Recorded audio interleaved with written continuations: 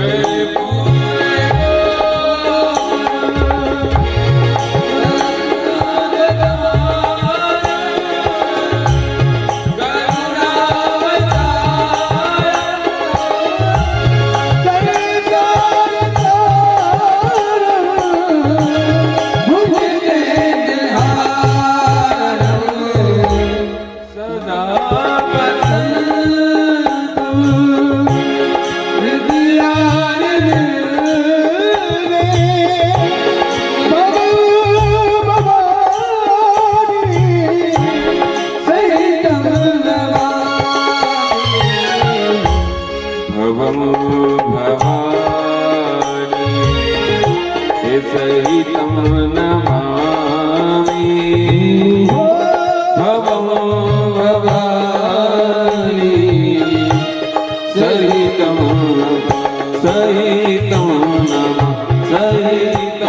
नमामि। श्री सद्गुरुदेव महाराज श्री के पावन चरणों में प्रणाम करते हुए श्री हनुमान जी महाराज की भावमय उपस्थिति में कथा का श्रवण लाभ प्राप्त कर रहे आप समस्त श्रद्धालु भक्तजन, देवी स्वरूपा मातृशक्ति, विद्वद्वरणी महानुभाव, संगीतज्ञ, दूर दराज से पधारे परमात्मा के परम भक्त, संतजन और जहां जहां तक आवाज पहुंच रही है परमात्मा के परम भक्त भक्ति धारा चैनल के माध्यम से यूट्यूब चैनल पे अपने घर बैठे इस कथा का श्रवण लाभ प्राप्त कर रहे उन सभी भक्तों को व्यासपीठ से बारंबार प्रणाम करते हुए सिया राम में सब जग जाने करहूं प्रणाम जोरी जुग पाने। आइए कथा के मंगलमय भाव में आप हम सब लोग प्रवेश करें। उसके पूर्व कुछ क्षण भगवान नाम संकीर्तन आप हम सब लोग मिलजुल करके गाएंगे। तत्पश्चात आज विश्राम दिवस की कथा में प्रवेश करेंगे 2 मिनट बड़े भाव के साथ।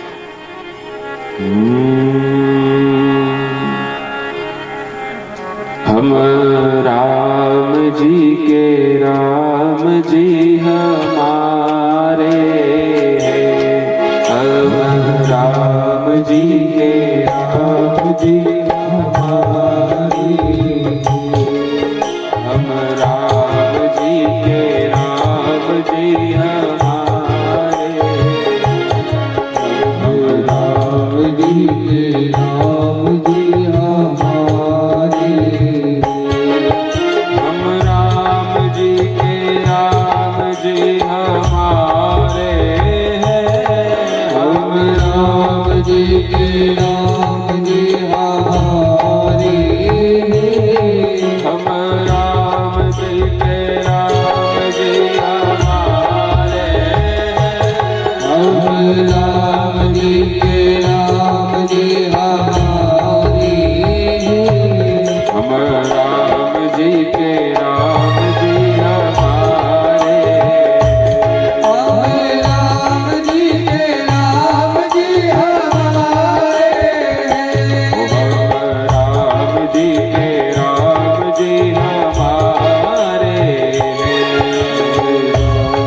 राम जी हमारे।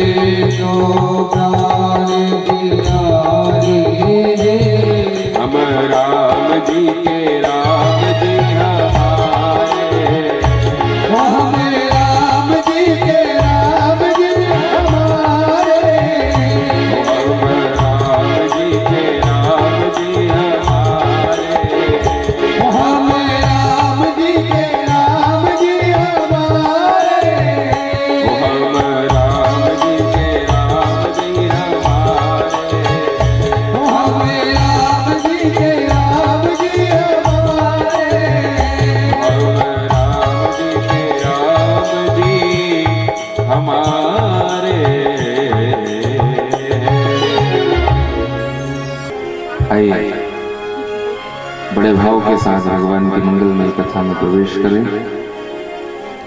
आज कथा का विश्राम दिवस है और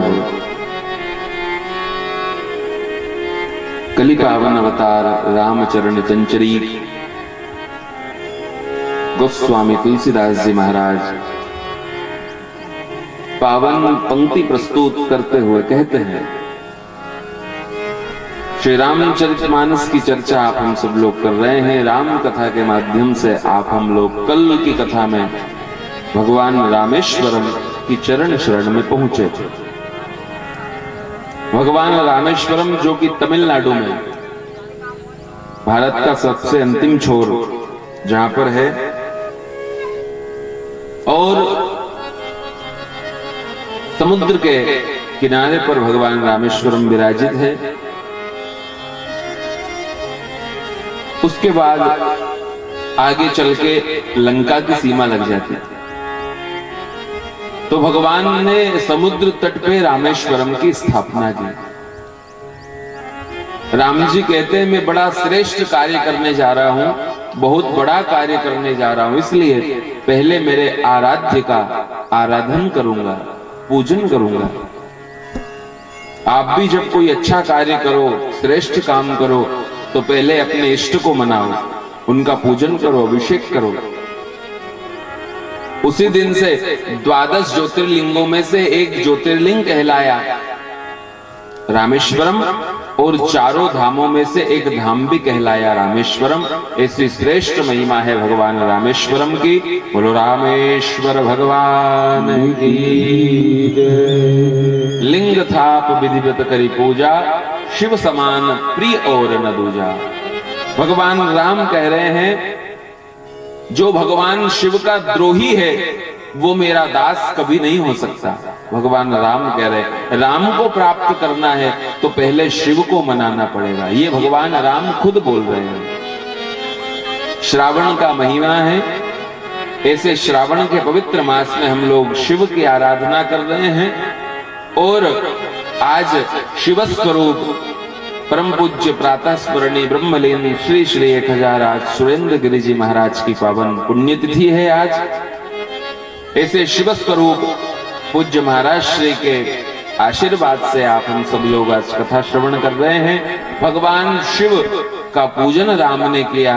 भगवान शिव कह रहे हैं, शिव द्रोही मम दास कहावा, सो नर सपने हूं मोहि न पावा। जो शिव का द्रोही होता है, शिव को नहीं मानने वाला होता है, वो राम को कभी नहीं मान सकता। राम भगवान कभी उससे दर्शन नहीं दे सकते। इसीलिए राम की भक्ति प्राप्त करने के लिए शिव को भी मनाना पड़ेगा। और भगवान रामेश्वरम ने आशीर्वाद दिया, आज राम तुमने पूजन की है, आज मैं यह वरदान देता हूं। कौन सा वरदान?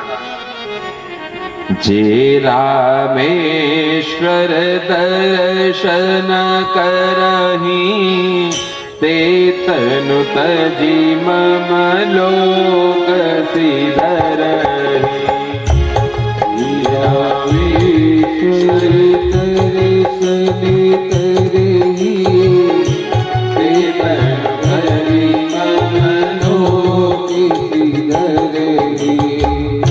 जे गंगा जल आनी चढ़ायई, सो सायोज्य मुक्ति कर पावई। जे गंगा जल आनी चढ़ायई, सो सायोज्य मुक्ति कर पावई। भगवान शिव खुद कह रहे हैं कि जो जीवन में एक बार भी रामेश्वरम के दर्शन कर लेगा और बद्री केदारनाथ से गंगोत्री यमुनोत्री का गंगा जल ला करके जो मेरे ऊपर चढ़ा देगा, उसे मैं सायुज्य मुक्ति प्रदान कर दूंगा, ऐसा भगवान रामेश्वरम ने कहा। तो आप सब लोग भी चारों धामों के जब दर्शन करो तो रामेश्वरम के सबसे बाद में दर्शन करना। रामेश्वरम के पहले बद्री केदारनाथ दर्शन करके आना और वहां से गंगा जी जल लेकर के आना। जो अभी हमारे साथ 2019 में बद्री केदारनाथ गए थे, उन लोगों ने गंगा जल लेकर के आए। और कोरोना काल के तहत 2020 में वहां कथा नहीं हो पाई रामेश्वरम में, लेकिन अब आगामी 2021 में जो गंगा जल हम लोग बद्रीनाथ केदारनाथ से गंगोत्री से लाए हैं, वो गंगा जल भगवान श्री रामेश्वरम को चढ़ाएंगे और वहां राम कथा होगी। तो उसमें भी आप सब लोग सादर आमंत्रित है। आप सबको सूचना दी जाएगी और आप सब लोग प्रयास करना कि रामेश्वरम चल के हम लोग भगवान रामेश्वरम को गंगा जल चलाएं। भगवान रामेश्वरम कहते हैं, जो एक बार भी जीवन में मेरे दर्शन कर लेता है, आकर के गंगा जल चढ़ा देता है, जो गंगा जल आनु चढ़ाई, सो सायोज्य मुक्ति नर पाई। जो गंगा जल आने चढ़ाई, सो सायोज्य मुक्ति नर पाई। मुझे रामेश्वर दर्शन करहि, ते तनु तजी मम लोक सिधरहि। रामेश्वर दर्शन करहि, ते तनु तजी मम लोक सिधरहि। जो एक बार दर्शन कर लेता है रामेश्वरम के, जीवन में तो पूरा पुण्य मिलता ही है, जीवन में तो आनंद से गुजरता ही है, लेकिन जीवन के बाद में भगवान कहते हैं उसे मेरा शिवलोक मिल जाता है, जो बड़े बड़े यति योगी सन्यासियों को भी दुर्लभ है। इसलिए जीवन काल में एक बार रामेश्वरम जाके गंगा जल चढ़ा देना, ताकि ये जीवन भी सुधर जाएगा और आने वाला जन्म भी सुधर जाएगा। बोलो रामेश्वरम भगवान की जय।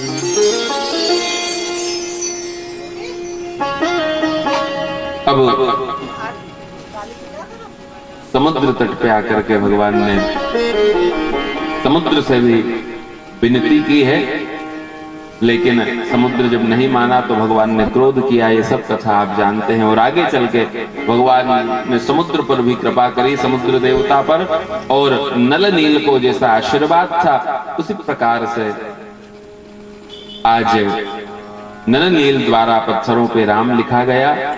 और राम नाम लिख करके जो पाषाण समुद्र में छोड़े गए, वो पाषाण तैरने लगे महाराज। जो राम राम लिखा हुआ जिन पत्थरों पे था वो पत्थर तैरने लगे। ध्यान रखना, जिन पत्थरों पर राम लिखा गया वो पत्थर तर गए। विचार करना, जिनके हृदय में राम लिख गया है, जिनके हृदय में राम निवास करता है महाराज, वो लोग तरेंगे या नहीं तरेंगे? बिल्कुल तरेंगे। इसलिए आज से ही अपने मन में भगवान श्री राम को विराजित कर लो। श्री रघुवीर प्रताप ते सिंधु तरे पाषाण, ते मति मंद जय राम तजे, भजई जाई प्रभुआ। भगवान के प्रभाव से, भगवान के नाम के प्रभाव से पाषाण तैरने लगे। इतने में क्या हुआ, भगवान श्री राम की नजर गई कि पाषाण तैर रहे हैं, तो राम जी ने भी एक पाषाण, एक पत्थर उठाया और उस पर राम लिखा। भगवान श्री राम ने एक पत्थर उठाया, उस पर राम लिखा, और जैसे ही समुद्र में छोड़ा तो वो पत्थर डूब गया। जैसे ही पत्थर डूबा, हनुमान जी ने देख लिया। हनुमान जी दौड़ करके राम जी के पास आए। राम जी चारों तरफ देख रहे हैं, किसी ने देखा तो नहीं मेरे को? मैंने पत्थर छोड़ा और वो डूब गया, और मेरे भक्त छोड़ रहे हैं, वो तैर रहे हैं। इतने में हनुमान जी आगे बोले, भगवान क्या हो गया? राम जी कहने लगे, नहीं नहीं कुछ नहीं हुआ। बोले, नहीं भगवान कुछ तो हुआ है। राम जी कहने लगे कि जैसे नल नील राम लिख रहे हैं और पत्थर छोड़ रहे हैं समुद्र में, वो पत्थर तैर रहे हैं। मैंने भी कोशिश करी, पत्थर पे राम लिखा और जैसे ही छोड़ा उसको, और वो पत्थर डूब गया। मुझे समझ में नहीं आ रहा है कि मेरे द्वारा छोड़ा गया पत्थर कैसे डूब गया। हनुमान जी ने बड़ी सुंदर बात कही, बोले भगवान जिसको आप छोड़ दो वो तो हमेशा के लिए डूब ही जाएगा ना। जो आपके चरणों से दूर हो जाए, जो आपके हाथों से दूर हो जाए, वो हमेशा डूब जाएगा। जो भगवान के निकट है वो हमेशा तर जाएगा। जिसको भगवान ने छोड़ दिया वो कैसे पार लगेगा भाई? भगवान के हाथों से जो छूट गया है उसका डूबना पक्की बात है। आपने देखे होंगे, एक बंदर का बच्चा होता है, एक बिल्ली का बच्चा होता है। बंदर और बिल्ली दोनों के बच्चे में बड़ा अंतर होता है। बिल्ली का जो बच्चा होता है वो आत्मसमर्पण कर देता है अपनी मां को, और फिर वह उस बच्चे की मां अपने बच्चे को अपने मुख में उठा करके और स्थान परिवर्तन कराती है। अगर रास्ते में कहीं बच्चा गिर जाए तो वो जवाबदारी मां की होती है। और एक होता है बंदर का बच्चा, वो खुद अपने हाथों से अपनी मां को पकड़ता है। अगर इधर उधर कूदने में, वृक्षों पे जाने में अगर वह बच्चा गिर जाए तो वो जवाबदारी मां की नहीं, बच्चे की होती है। उसी प्रकार से हमको महाराज बंदर का बच्चा नहीं बनना है। हमको भगवान को पकड़ के नहीं रखना है। प्रयास ऐसा करें कि हम बिल्ली की बच्चे की तरह अपना जीवन समर्पित करते हैं। भगवान हमको पकड़ ले तो भगवान कभी नहीं छोड़ेंगे। हो सकता है हमारे हाथ से भगवान का हाथ छूट जाए, लेकिन भगवान के हाथ से कभी अपना हाथ नहीं छूटेगा। इसलिए अपना समर्पण कर दे भगवान को। अपने हाथ से भगवान को नहीं पकड़े, अपना हाथ भगवान को पकड़ा देना, समर्पित। 9 प्रकार की भक्ति आपको बताई थी ना, पुराणों में भी कहा, श्रवणम कीर्तनम यस्य स्मरणम पाद सेवनम अर्चनम वंदनम दास्यम सख्यमात्म समर्पणम। जो आत्म समर्पण रूपी भक्ति है वो हमको करना है। राम सेतु का निर्माण होने लगा। बड़े बड़े पाषाणों को बड़े बड़े बानर लेकर के आए और राम सेतु बनाने लगे। इतने में एक गिलहरी ने देख लिया। गिलहरी की नजर गई कि भगवान श्री राम का सेतु बन रहा है, भगवान श्री राम का काज हो रहा है, तो थोड़ी बहुत मदद, थोड़ा सहयोग मुझे भी करना चाहिए। जब धर्म का काम होना तो जिसकी जितनी औकात हो, जिसकी जितनी क्षमता हो, जितना परमात्मा ने दिया हो उतना सहयोग आप सब भी करना। ये गिलहरी की कथा हमें शिक्षा दे रही है। इतना बड़ा विशाल सेतु बन रहा है, गिलहरी की क्या औकात की वो मदद करे? लेकिन नहीं, गिलहरी ने सोचा जो मेरे से बन जाए। समुद्र में स्नान किया गिलहरी ने, और जब अपना शरीर गीला हो गया फिर उसने रेत में लोट लगाया।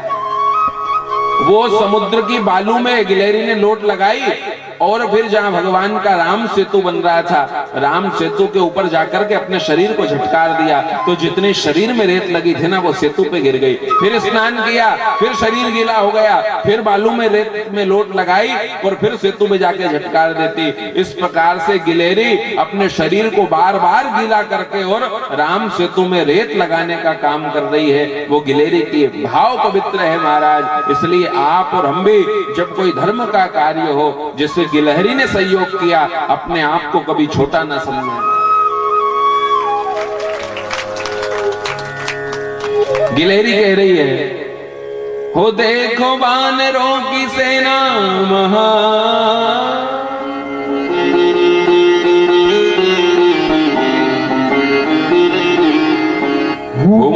वानरों की सेना महान, हो मेरे दिल में जगे अरमान, मेरे दिल में जगे अरमान।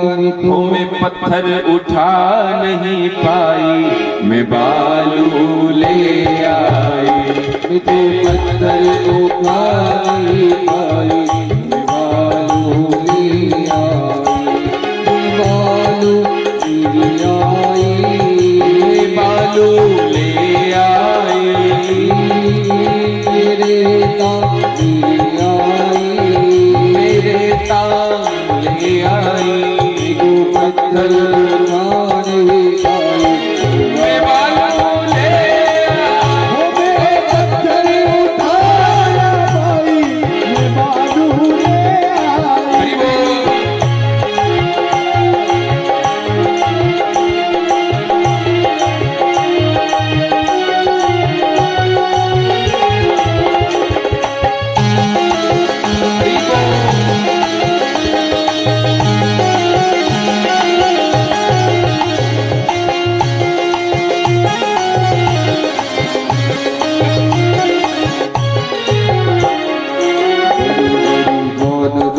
बड़ी बड़ी बात है, बड़े बड़े वानरों की बड़ी बड़ी बात है, छोटी सी गिलहरी हो मेरी क्या बात है, छोटी सी गिलहरी हो मेरी क्या बात है, तेरी सेवा करूं मेरी रात, तेरी सेवा करूं दिन रात, तेरी सेवा निकले मेरे प्राण, तेरी सेवा में निकले मेरे प्राण। मैं तो पत्थर उठा नहीं पाई, मैं बालू ले आई, मैं पत्थर उठा ना पाई, मैं बालू ले आई। देखो वानरों की सेना महान, देखो वानरों की सेना महान, वो मेरे दिल में जगे अरमान, मेरे दिल में जगे अरमान। हो मैं पत्थर, हो मैं पत्थर, हो मैं पत्थर उठा पाई, मैं बालू ले आई, मैं पत्थर उठा पाई, मैं बालू ले आई।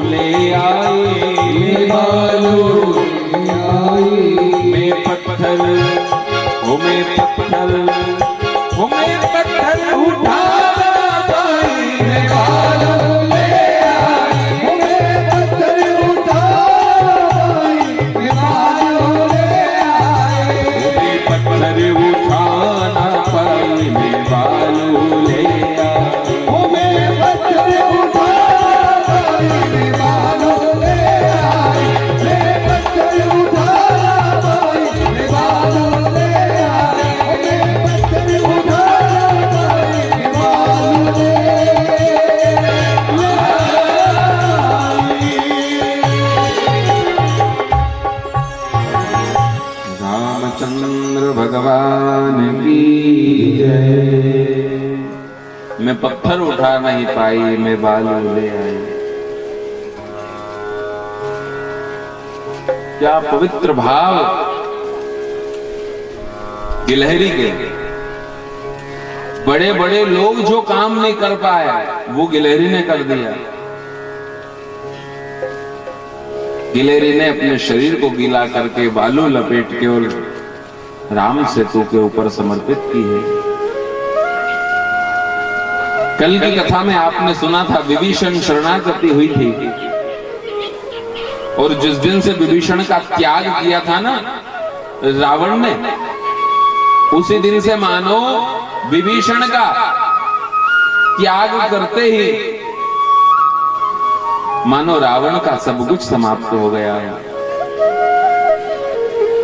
रामादल में आकर के विभीषण आनंद के साथ रहने लगे। आगे वर्णन आया, ननलील द्वारा पूरा राम सेतु का स्थापन हुआ और भगवान श्री राम जी की सेना चली गई। बड़े बड़े बानर है, जामवंत जी महाराज जिनका प्रतिनिधित्व कर रहे हैं, हनुमान जी महाराज प्रमुख सेवक के रूप में हैं और अब समुद्र पार करके भगवान राम की सेना पहुंची है लंका के निकट। जय श्री राम, जय श्री राम, जय श्री राम का उद्घोष राम की सेना कर रही है। इधर मानो युद्ध की चेतावनी दे दी हो, लेकिन एक बार फिर मेरे राघवेंद्र का स्वभाव है अति कोमल रघुवीर स्वभाव जिसका जैसा पड़ जाता है ना वो कभी छूटता नहीं। भगवान राम का कैसा स्वभाव है? भगवान राम का ऐसा स्वभाव है कि एक बार रावण को और मौका दिया जाए। लखनलाल कहने लगे, भगवान कितनी दया करते हो आप, बार बार मौका दे रहे हो रावण को। भगवान ने कहा कि अगर अंतिम समय में भी अगर किसी को सद्बुद्धि आ जाए तो उसका जीवन सुधर जाएगा। हमारा एक मौका देने से अगर किसी का जीवन सुधरता है तो क्या दिक्कत है? अगर किसी के स्वभाव में परिवर्तन आ जाए एक मौका देने से तो उसको जरूर मौका देना चाहिए। अंगद को शांति संदेश लेकर के और भगवान ने भेजा है। अंगद रावण के यहां गया। अब वह बंदर को देख करके लंकावासी फिर डर गए। बोले एक बंदर पहले आया था जिसने उलटी पुलटी कर लंका जारी, जिसने लंका को जला दिया था, अक्षय कुमार को समाप्त कर दिया था। अरे वही बानर आ गया। लंकावासी अपने घर में घुस गए बंदर को देख करके। थोड़ा बहुत भय, थोड़ा बहुत डर तो रावण के मन में भी था। कोई कितना भी अभिमानी क्यों ना हो, ध्यान रखना बड़े बड़े रावण जैसे अभिमानी की नहीं चली यहां पर। यह काल सबसे बली है। रावण जैसे प्रतापी राजा आए जिनके अहंकार की कोई सीमा नहीं थी। मैंने आपको बताया था ना एक दिन कथा में, हमेशा विनम्र बन के रहा करो, अकड़ के चलना बंद करो। क्यों? क्योंकि जो अकड़ के चलता है उसको शास्त्रों ने मुर्दा बताया गया है। झुकता वो है जिसमें जान होती है और अकड़ के चलना तो मुर्दे की पहचान होती है। हाँ बजाओ, जोर से बजाओ। जो अकड़ के चलता है समझ लेना कि ये मरा हुआ है। जो ज्ञानवान है, जो धनवान है, जो बुद्धिमान है, जो विद्वान है, वो हमेशा झुकता हुआ आपको मिलेगा महाराज, प्रणाम करता हुआ मिलेगा। देखा होगा ना आपने, जिन वृक्षों में बहुत ज्यादा फल लगे हुए होते हैं वो वृक्ष ऑटोमेटिक झुक जाता है, और जो वृक्ष सूखा खड़ा हुआ है? प्रणाम की हमारी परंपरा है ना। राम कथा हमें इशारा कर रही है भाई भाई कैसे रहा जाए। रावण ने अपने भाई का त्याग किया तो विनाश का कारण बन गया। ध्यान रखना। प्रतिदिन लखनलाल भगवान श्री राम के चरणों में प्रणाम करते। जब भगवान गुरुदेव के यहाँ गए आश्रम में तो भगवान की क्या लीला थी? प्रात काल उठ के रघुनाथा, मात पिता गुरु नावही माथा। इसीलिए अपने जीवन को सरल विनम्र बनाने का प्रयास करो। आपको बताया था ना, दुनिया में सौभाग्यशाली कौन है। आज और एक बार सुन लो, आपको आज विश्राम दिवस है तो मैं बताना चाहता हूं, अभागी कौन है और सौभाग्यशाली कौन है। सौभाग्यशाली और अभागी दोनों के बारे में बाबा गोस्वामी जी ने कहा है। पहले मैं आपको बता देता हूं कि सौभाग्यशाली कौन। सौभाग्यशाली वो नहीं है जिसके पास 100-400 एकड़ जमीन है। सौभाग्यशाली वो नहीं है जो दिखने में बहुत सुंदर है। सौभाग्यशाली वो नहीं है जिसकी अच्छी नौकरी लग गई हो। सौभाग्यशाली वो नहीं है जो कलेक्टर, मिनिस्टर, मंत्री बन गया हो। ना, सौभाग्यशाली कौन है, बाबा कहते हैं, हम सब सेवक अति बड़ भागी, अति बड़ भागी, जो रघुवीर चरण अनुरागी। हम सब सेवक, हम सब सेवक अति बड़ भागी, हम सब सेवक अति बड़ भागी, जो रघुवीर चरण अनुरागी, जो रघुवीर चरण अनुरागी। बड़ा भागी कौन है?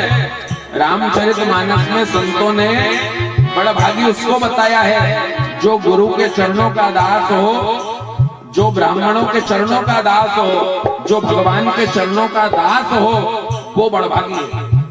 जो झुकता रहे, विनम्रता पूर्वक प्रणाम करता रहे और हमेशा विनम्र भाव से रहे, वो सौभाग्यशाली बताया। और अभागी कौन? अभागी वो नहीं है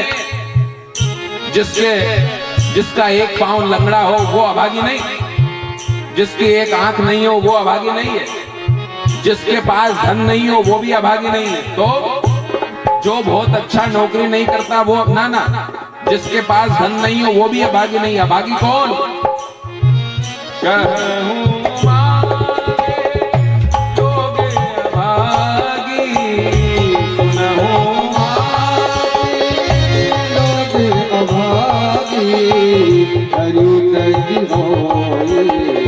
विषय अनुरागी, हरि होई, विषय अनुरागी।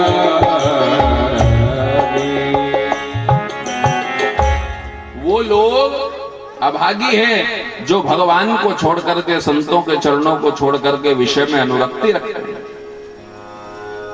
इसीलिए सावधान, बुगला भगत बनने की कोशिश मत करना। जब भी भगत बनो तो ओरिजिनल बनना, जैसा अंदर हो वैसे ही बाहर। हाँ,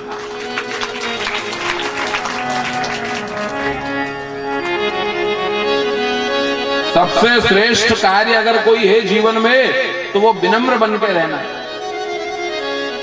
80 साल के व्यक्ति से अपने जीवन का अनुभव पूछा कि विनम्रता में क्या है। 80 साल के व्यक्ति ने कहा कि ये दांत बहुत अकड़ के रहते थे ना, तो ये मरने से पहले ही टूट गए।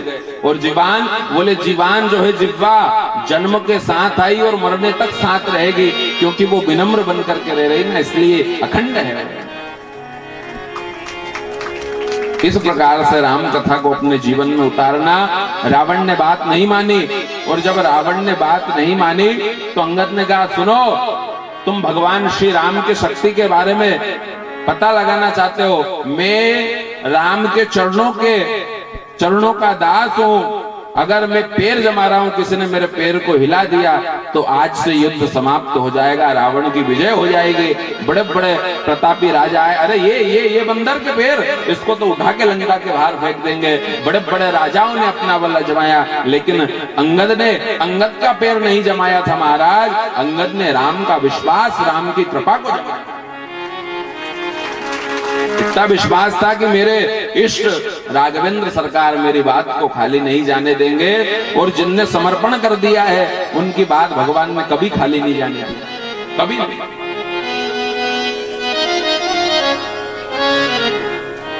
अंत में रावण उठ करके आया और जैसे ही रावण अंगद के पास पहुंचा, अंगद ने अपना पैर हटा लिया। अरे रावण, तुझे अगर किसी के चरण में पड़ना है तो मेरे राघवेंद्र सरकार के चरण में पड़, उनके चरणों में पड़ने से तेरा उद्धार हो जाएगा। राघवेंद्र सरकार की जय। जब रावण नहीं माना, युद्ध के लिए चेतावनी देकर के और अंगद जी महाराज आ गए और इधर भयंकर युद्ध होने लगा। इधर रावण की सेना और इधर भगवान श्री राम की सेना। रामादल और रावण की सेना के बीच भयंकर युद्ध हुआ। बड़े बड़े अस्त्र शस्त्रों का उपयोग किया गया। पूरे देवता घबराने लगे, आकाश मंडल से युद्ध को देखने लगे कि अब होगा क्या। इतने में मेघनाथ आया लखनलाल से युद्ध करने के लिए। ऐसी कथा आती है कि युद्ध में लक्ष्मण जी महाराज को मेघनाथ द्वारा शक्ति लगती है और वह शक्ति से लखनलाल को मूर्छा आ जाती है। पूरे रामादल में शोक की लहर फैल जाती है। रावण की सेना में, लंका में खूब प्रसन्नता हो रही है कि प्रातः काल होते ही लखनलाल के प्राण समाप्त हो जाएंगे। आज भगवान श्री राम, जो आज तक जिनके आंखों से आंसू नहीं आया, वो राम रुदन कर रहे हैं। लखनलाल को गोद में बिठा करके भगवान श्री राम, अरे लाला, अरे लखनलाल, कुछ तो बोल। मनी मन विचार कर रहे हैं, अगर लखनलाल प्रातः काल होने से पहले लखनलाल का कोई उपचार नहीं हुआ तो मैं अयोध्या में जाकर के कैसे मुंह दिखाऊंगा। मैं सुमित्रा से प्रणाम करके आया था और मैया पिताजी ने क्या कहा था, ध्यान रखना लखनलाल का छोटा भाई है, और आज अगर लखनलाल को कुछ हो गया तो मैं लंका में अवधपुरी में जाकर के कैसे मुंह दिखाऊंगा। गोस्वामी जी ने बड़ा सुंदर निरूपण किया है। यहाँ पर भगवान श्री राम रुदन कर रहे हैं और भगवान श्री राम के रुदन की चर्चा एक सुंदर सा गीत है महाराज, जो कि रविंद्र जी जैन ने रामचरितमानस में, रामायण जो हम लोग देखते हैं वह रामायण में गाया है। 2 मिनट हम लोग गुनगुनाएंगे और फिर आगे प्रवेश करेंगे।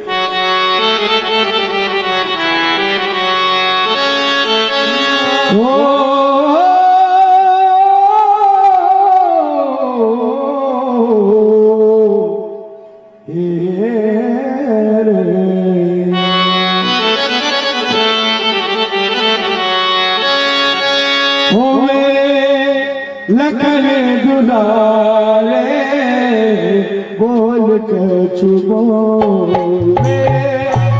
लखन दुलारे बोल कछु बोल, लखन दुलारे बोल कछु बोल, लखन दुलारे बोल कछु भैया को दुलारे बोल कछु बोल, भैया को दुलारे बोल कछु बोल, भैया को दुलारे बोल कछु बोल, भैया को दुलारे बोल कछु बोल, भैया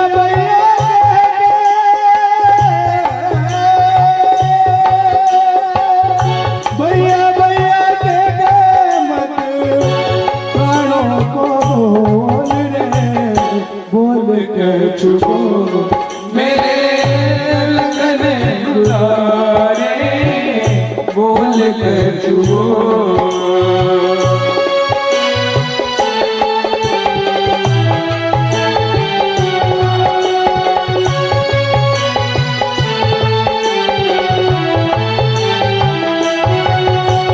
इस धरती पे और न कोई मुझसे चाहत भागा, इस धरती पे और न कोई मुझसे चाहत भागा, ओ मेरे रहते बाण शक्ति का तेरे तल पे यादा, ओ मेरे रहते बाण शक्ति का तेरे तन पे लागा, सारे जग का तोड़ के ऐसे मुझसे नेह का धागा, सारे जग का तोड़ के मुझसे नेह का धागा।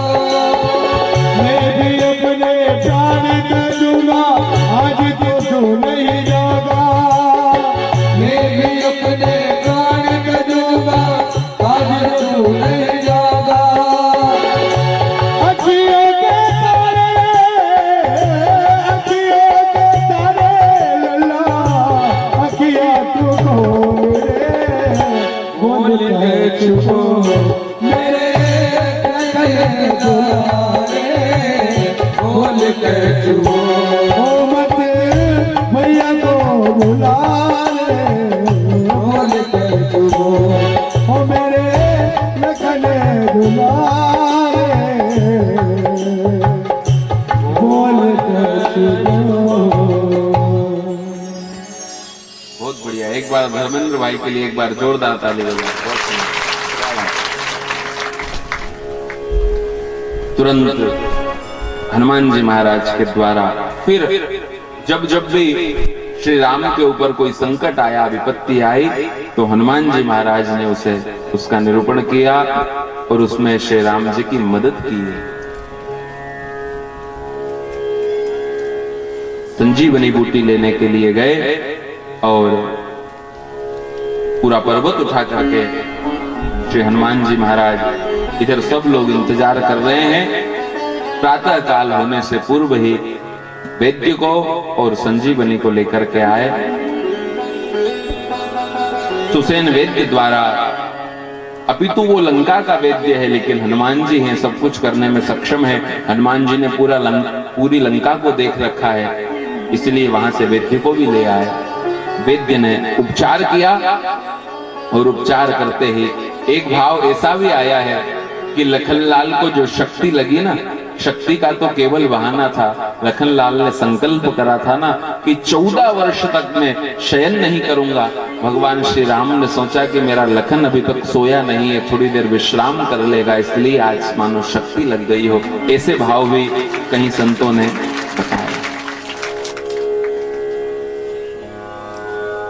संजीवनी देते ही अमृत के समान प्राण आ गए और पूरे रामादल में फिर प्रसन्नता छा गई। बोलो रामचंद्र भगवान की जय, लखनलाल जी महाराज की जय। पुनः द्वितीय दिवस में युद्ध प्रारंभ हुआ और धीरे धीरे करके पूरी सेना समाप्त होने लगी।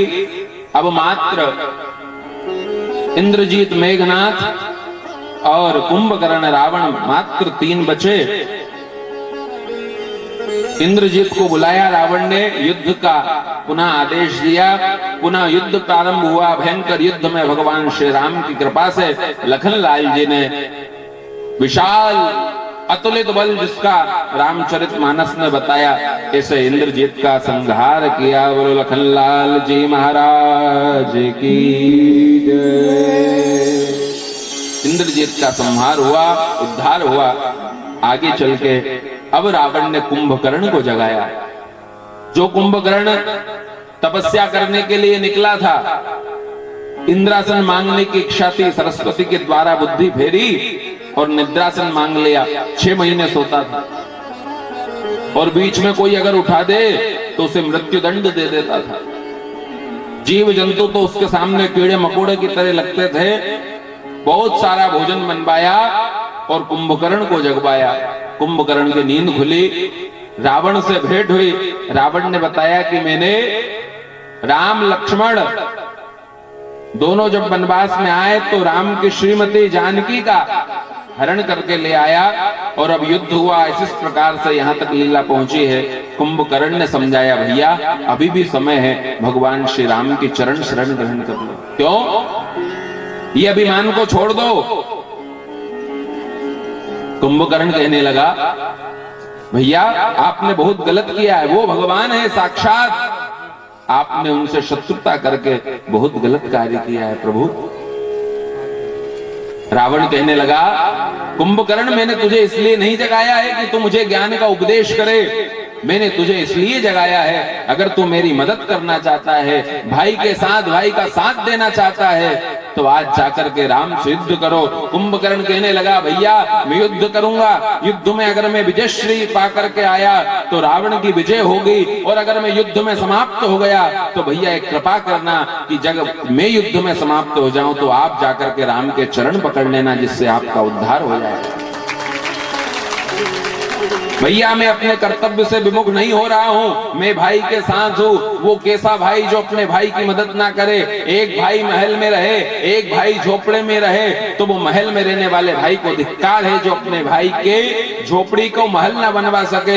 एक भाई अपने भाई के लिए नहीं हो तो महाराज रामचरितमानस की कथा सुन के आज से सुधर जाना कि भाई भाई का प्रेम कैसा होता है, चाहे राम लक्ष्मण हो या कुंभकर्ण रावण हो। कुंभकर्ण ने कहा, मैं भाई के लिए मिटने के लिए तैयार, मुझे पता है मैं जाऊंगा, जरूर मृत्यु को प्राप्त हो जाऊंगा, लेकिन फिर भी भैया एक विनंती है आपसे, मैं समाप्त हो जाऊं तो आप जानकी को ससम्मान भगवान श्री राम के चरणों में समर्पित कर देना।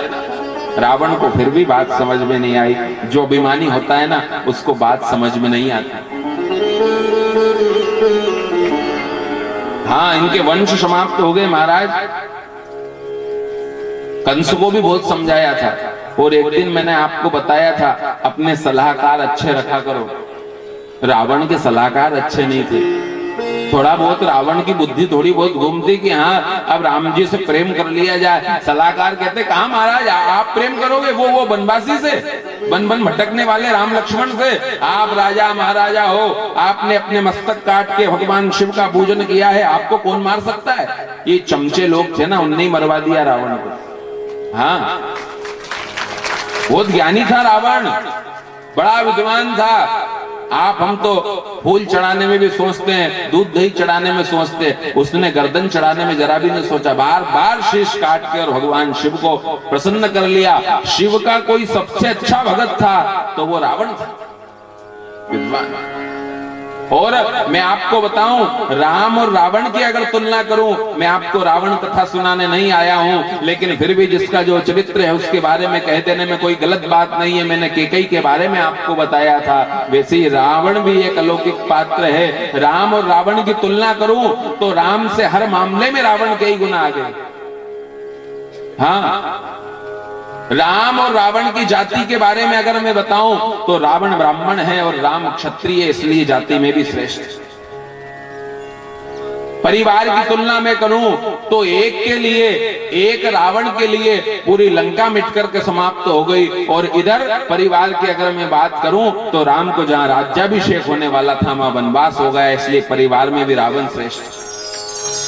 धन की अगर मैं बात करूं तो आज बन भटक रहे महाराज, रिद्धि सिद्धि बड़े बड़े इंद्र यम कुबेर जिसके यहाँ झाड़ू लगाते थे, इसलिए ऐश्वर्य में भी राम से बड़ा है रावण। और भाइयों की बात करूं तो दो भाई अयोध्या रह रहे हैं, दो भाई वन में भ्रमण कर रहे हैं, इसका पूरा परिवार एक कहने पे रावण के कहने में समर्पित हो गया, इसलिए वंश में परिवार भाइयों में भी बड़ा हो गया रावण। धन वैभव की बात करूं, रथ घोड़े की बात करूं और भक्त की बात करूं तो भी महाराज रावण बड़ा है। कैसे ही मामले में आप अजमा लो, रावण बड़ा है। मात्र एक चीज है और वो है मर्यादा, और वो मर्यादा रावण के पास नहीं है। मर्यादा की जब बात आती है तो रावण दूर खड़ा हो जाता है और राम की पूजा हो जाती है, इसलिए राम श्रेष्ठ। चरित्र जो राम का है वो रावण का नहीं, इसलिए आज भी रामायण तो सस्ती मिल जाती है। कभी रावण संहिता लेने जाना दुकान पे, रावण संहिता की कीमत रामायण से 4 गुना है आज भी बाजार में, लेने जाना कभी आप। रामायण सस्ती है। हाँ, रावण भी कमजोर थोड़ी ना था, लेकिन ये जो चमचे थे ना अगल बगल वाले, इनने नहीं ढकने दिया।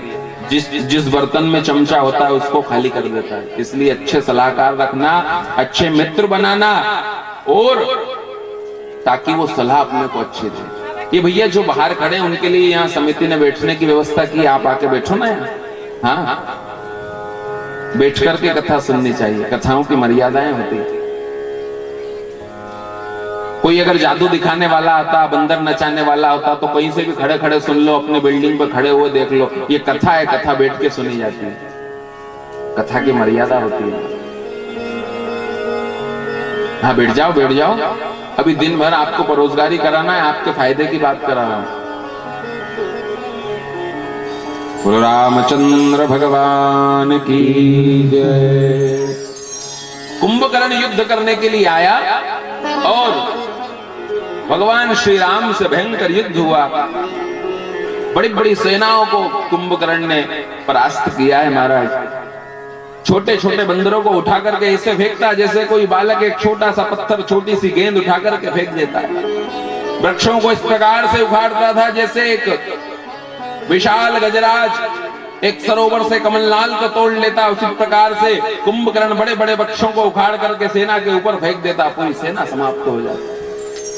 भगवान श्री राम ने कहा कि इसने बहुत नुकसान पहुंचा दिया है, युद्ध करने के लिए तैयार हो जाओ। भयंकर युद्ध हुआ, आकाश मंडल से देवता लोग इंतजार कर रहे हैं कि जैसे ही भगवान कुंभकर्ण का उद्धार करे और हम पुष्प वृष्टि कर दे। भयंकर युद्ध होने लगा, इधर से बाण छूटने लगे, उधर से बाण छूटने लगे। भगवान श्री राम ने अपने इष्ट का, अपने गुरु का स्मरण करते हुए एक बाण ऐसा मारा, कुंभकर्ण का उद्धार हो गया। भक्त वत्सल भगवान की जय। आकाश में दुंदुभिया बजने लगी, ढोल नगाड़े बजने लगे।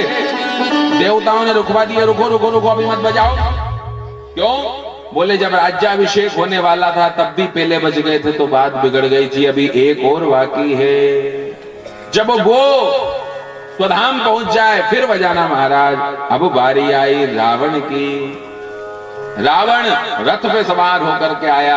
गोस्वामी जी लिखते हैं रावण रथी विरथ रघुनाथा। यहाँ भगवान के पास कोई व्यवस्था नहीं है, लेकिन फिर भी हनुमान जी महाराज एक ऐसे शस्त्र हैं, अमोघ शस्त्र है जिसका कोई तोड़ नहीं। जब रावण अस्त्र शस्त्रों से सुसज्जित होकर के आया, रथ पे सवार होकर के आया, तो हनुमान जी महाराज ने दोनों भाइयों को मानो कंधे पे बिठा लिया और युद्ध करने के लिए तैयार हो गए। इधर से रावण अपने शक्तियों का प्रहार करता, इधर से भगवान श्री राम प्रहार करते और भयंकर युद्ध चल रहा है। बार बार भगवान श्री राम बाण मारते, शीश कट के आकाश मंडल में जाकर के हंसता। दूसरा बाण मारते फिर आकाश मंडल में रावण का शीश अट्टहास करने लगता। रावण के अट्टहास बड़ी विचित्र है, जिस अट्टहास को सुनकर के बड़े बड़े ज्ञानी जन भी कांप जाते हैं, बड़े बड़े राजा लोग थर थर कांपने लगते हैं, पृथ्वी डगमगाने लगती है। इस प्रकार से रावण और भगवान श्री राम का भयंकर युद्ध हो रहा है। लखनलाल देख रहे हैं ये क्या हो रहा है। देवता घबरा गए कि रावण तो मरने को तैयार नहीं है, अब क्या होगा। इतने में विभीषण जी महाराज आए और विभीषण जी महाराज ने आकर के कहा, हे महाराज ए सायक एक नाभि सर सोता, अपर लगे बुझ सिर होता। सायक एक नाभि सर सोता, अपर लगे बुझ सिर होता। अब भगवान श्री राम ने एक साथ खेच सरासन श्रवण लगे, छाड़े सर इकते। रघुनायक मानो काज के समान भयंकर बाण भगवान ने 31 बाणों को एक साथ खींचा और रावण की ओर छोड़ा। हे धरनी दसई धर धाव प्रचंडा, अब सरहति प्रभु कृत दुई खंडा। डोली भूमि गिरत गति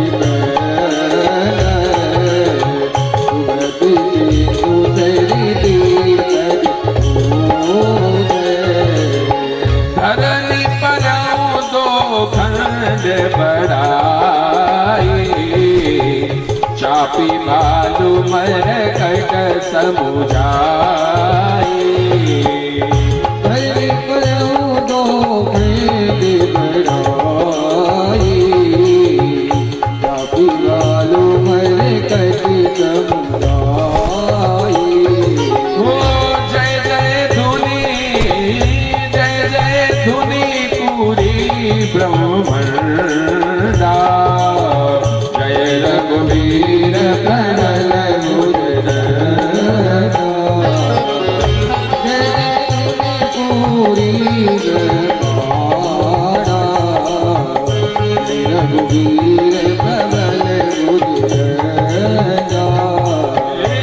सही सुमन देव मुनि गल्ला जय कृपाल जय जय सिमुखला सही सुमन देव मुनि गल्ला जय कृपाल जय जय सिमुखला राजा रामचंद्र भगवान की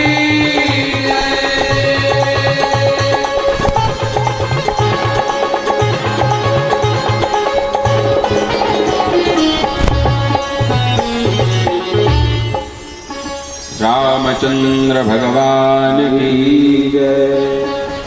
अहंकार में मिट गए ये तीनों वंश, ना मानो तो देख लो रावण कौरव कंड।